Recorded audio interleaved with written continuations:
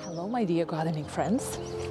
Today we are having very surprising misty morning, and I was poking in the garden doing all sorts of weeding. I had time today, mulching, weeding, cleaning, and all sorts of wonderful spring activity.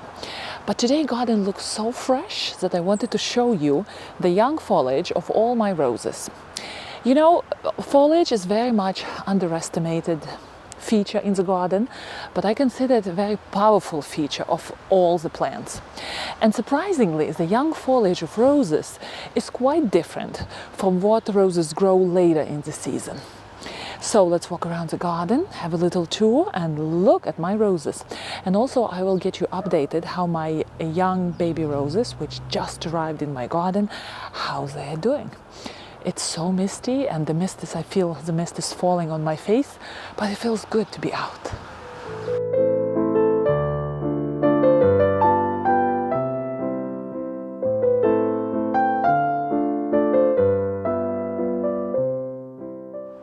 So first, where we will go, we will look at our Lady of Shalott rose.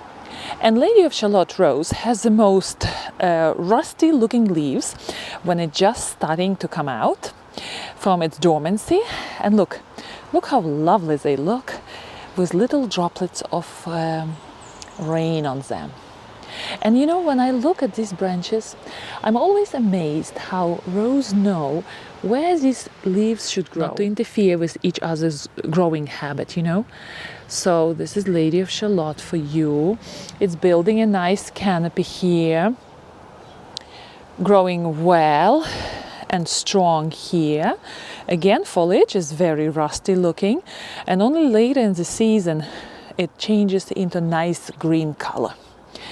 Now my Adelaide Orleans right here in this spot is thinking, you know, this little baby is not moving anywhere, which is okay. I'm planning to keep it in the pot for it to become a little bit more mature, stronger maybe, and then I will introduce it into the garden. But for now, I don't see any growth. It's just sitting here, which is okay. Let her be here, getting used to a new environment, which is fine.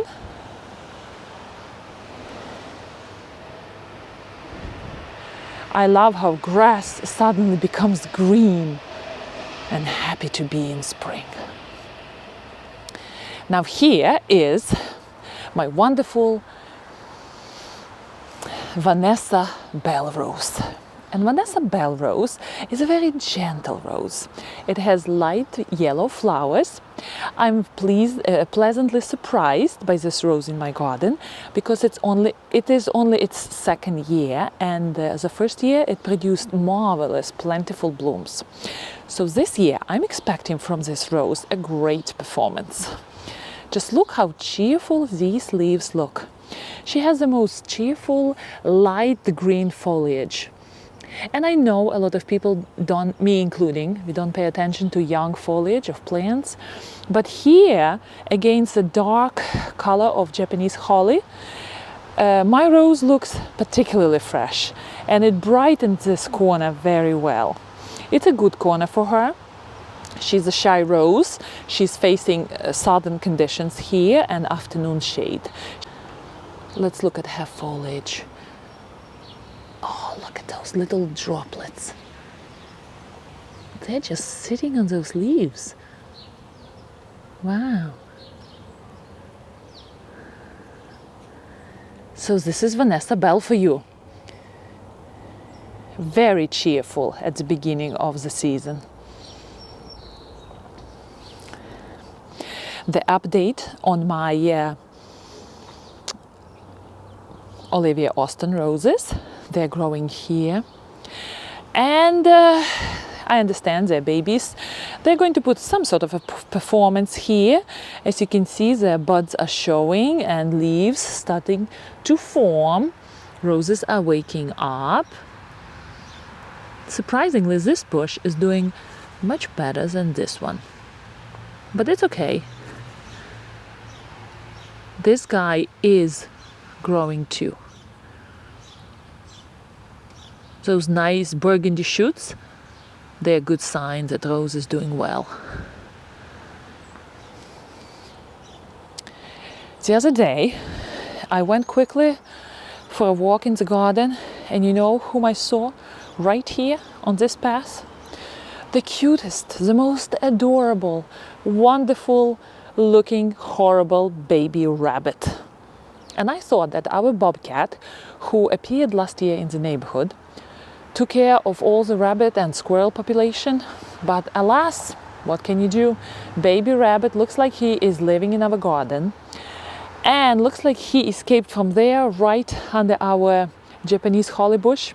So I have a feeling he lives there, or he was born there, or I have no idea. I tried to look under there to see if there are any holes. No, there are no holes. I put a lot of stones there because I know that that can be a prime space for little critters to hide. So we are having rabbits in the garden this season again, and it means that I have to protect my roses, my beautiful investment this year, from rabbits. So I'm going to build netting and put netting around all my roses, because I don't want this gentle, beautiful foliage to become rabbits' lunch.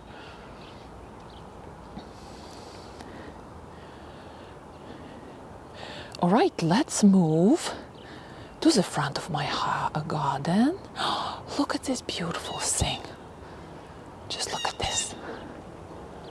Oh, starting to show the flowers. I love signs of spring. Ooh, it's wet.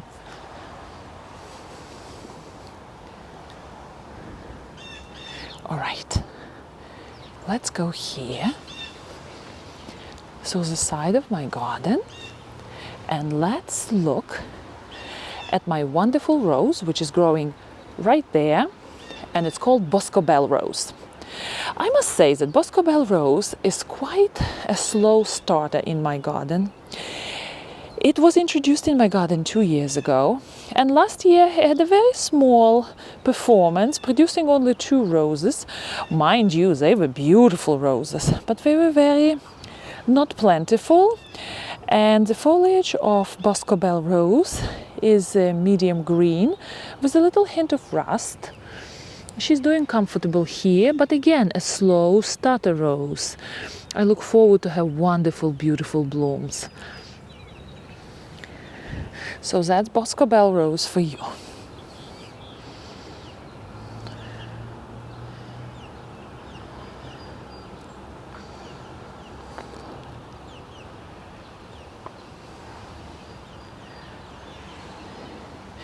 We are moving to look at Queen of Sweden.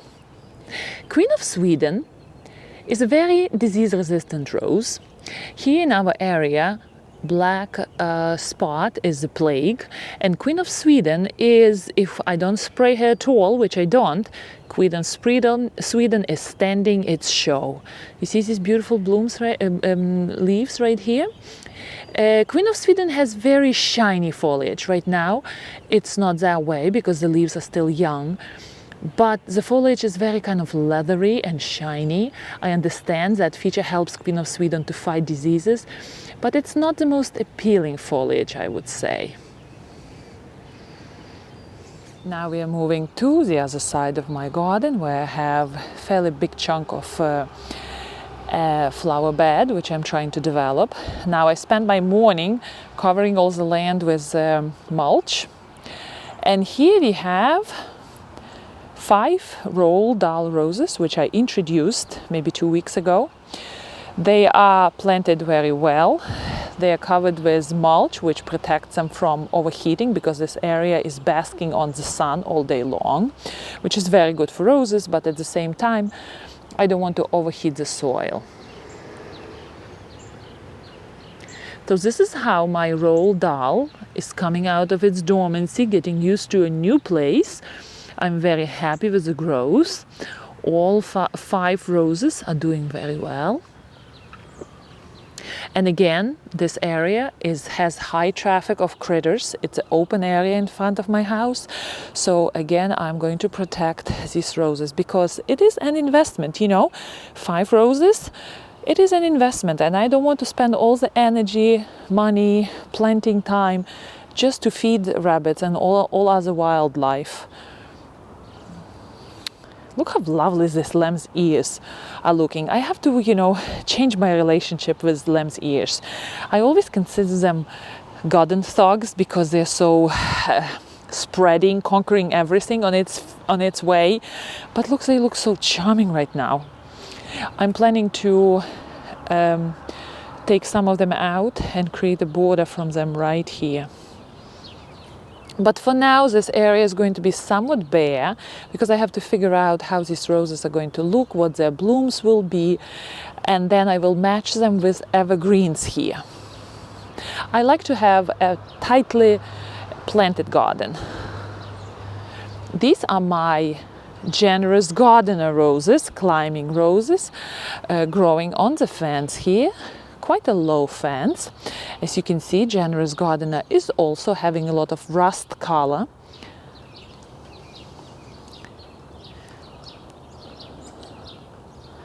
Happy here, it's an area with a lot of sun. Now here we have Desdemona rose. Desdemona rose came with huge root system. And this is the first rose which I planted.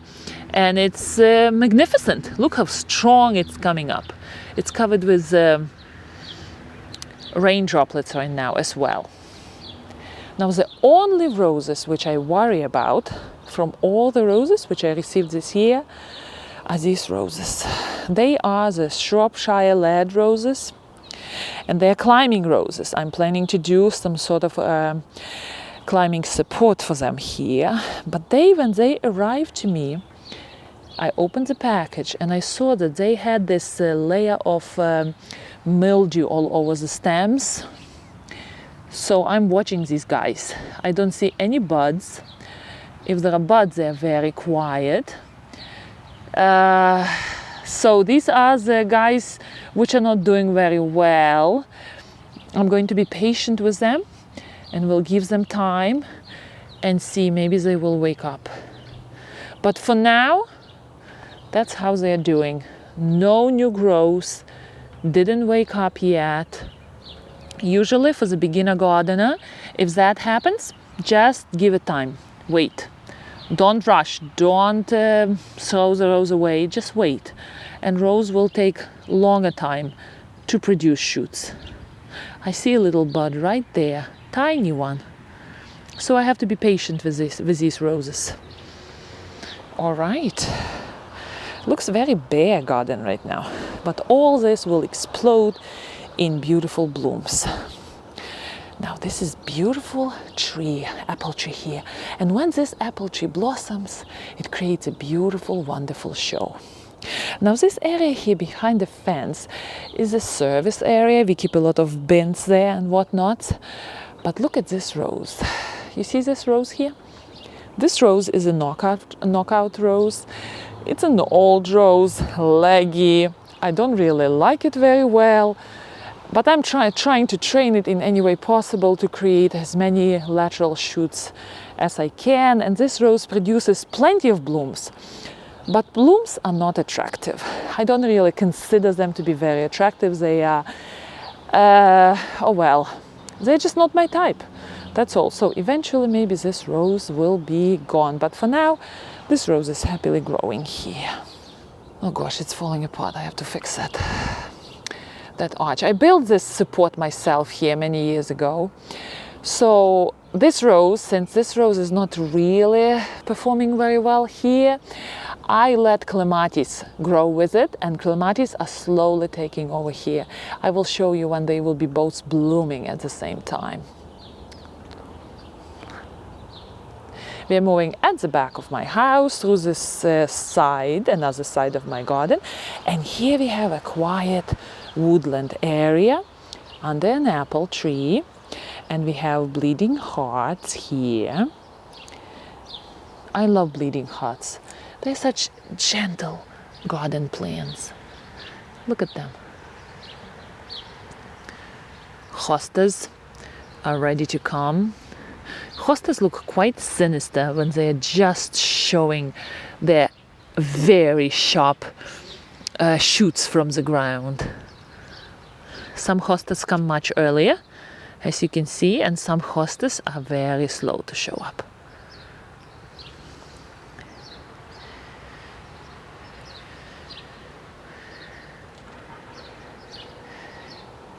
Another set of hostas.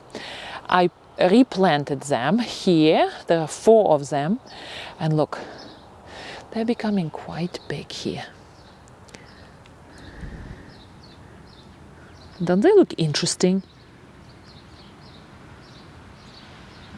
These sharp, very sharp and strong new shoots.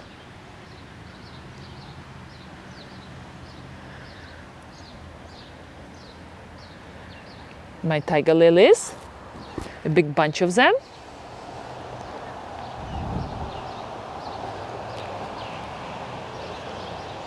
All right, let's go to the back again through another side, and I will show you my generous gardener rose, which is growing over an arch here.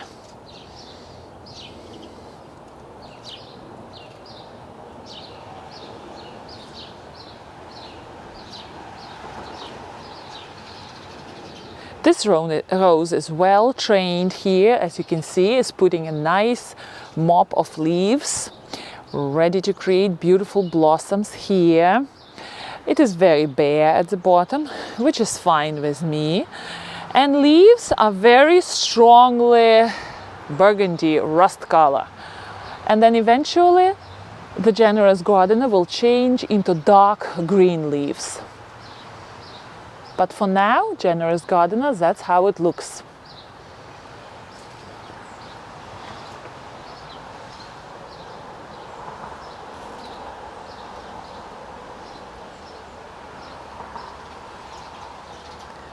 My pots are waiting for my annuals. It's still early, so I'm still waiting.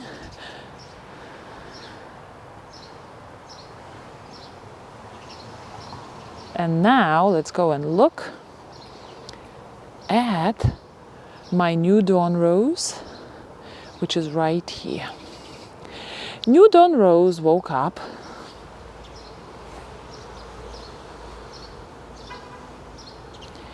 and is performing marvelously.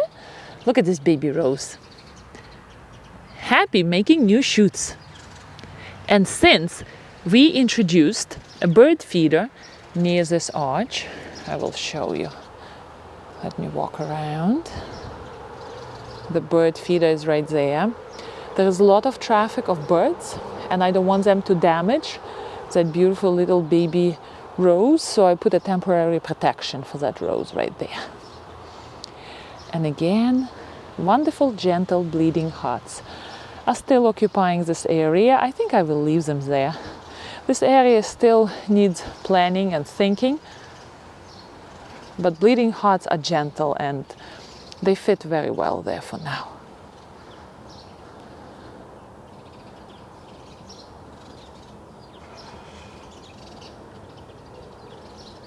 All right, that is it. Garden is wet. I am wet. But it's a very, believe it or not, it's a very good weather to plant and replant because there is no sun, there is high humidity in the air, and who cares, I'm wet already. So I will just continue poking around in the garden. I will go weeding and mulching again, and we'll finish little jobs around the garden, which are very delightful in spring because everything is so fresh and nice. Happy gardening. I will see you next time.